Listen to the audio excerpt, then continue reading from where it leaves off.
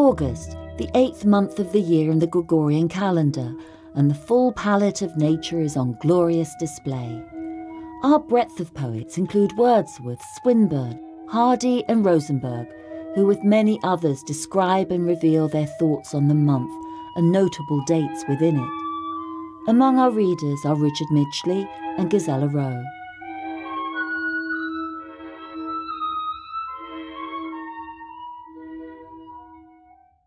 Composed near Calais, on the road leading to Ardres, August the 7th, 1802, by William Wordsworth.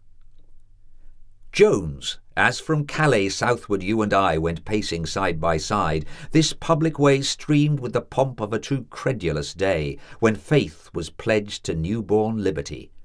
A homeless sound of joy was in the sky. From hour to hour the antiquated earth beat like the heart of man. Songs, garlands, mirth, banners and happy faces far and nigh.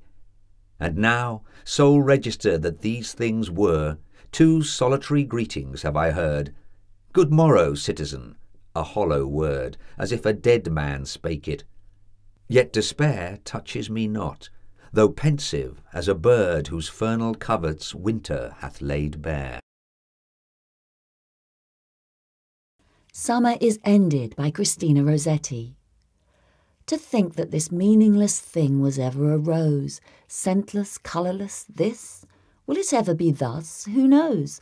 Thus with our bliss, if we wait till the close. Though we care not to wait for the end, there comes the end, sooner, later, at last, which nothing can mar, nothing mend. An end locked fast, bent we cannot rebend. August by Algernon Charles Swinburne.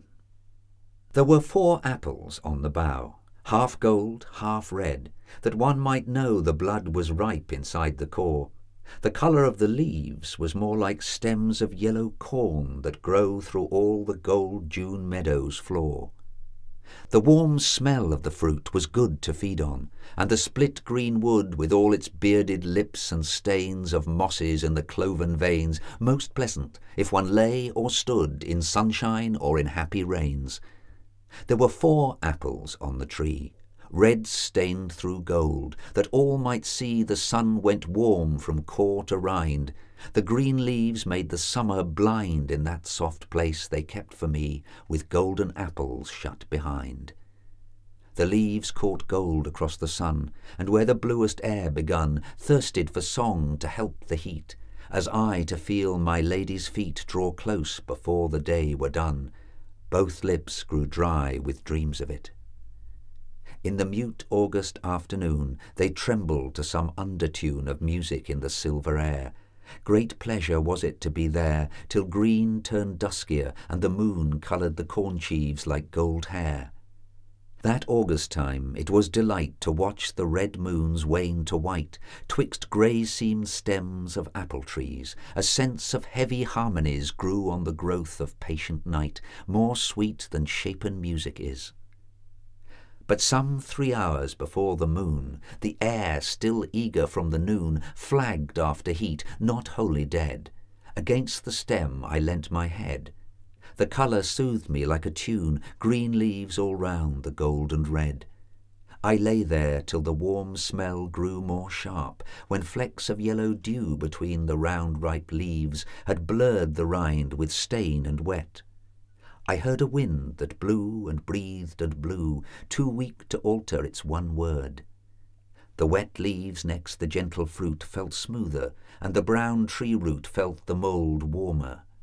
I too felt, as water feels the slow gold melt right through it when the day burns mute, the peace of time wherein love dwelt. There were 4 apples on the tree, gold stained on red, that all might see the sweet blood filled them to the core. The colour of her hair is more like stems of fair faint gold that be mown from the harvest's middle floor.